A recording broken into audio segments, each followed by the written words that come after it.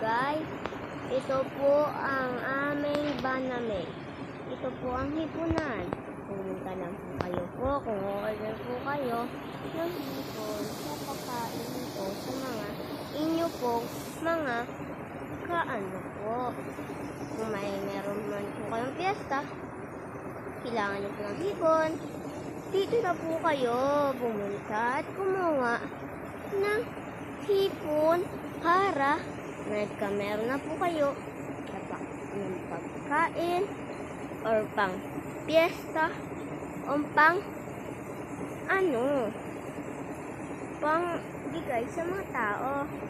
Kaya kung gusto nyo naman po pumunta dito, punta na po kayo sa Quezon City. Ito po ang Yummy Yummy Resort, pero ito po lang ay katapat. Magtatanong lang po kayo kung saan po dyan. At pag ngayon nalaman po kayo kung saan po nagbibenta, okay na po ang pwede nyo pong kaano.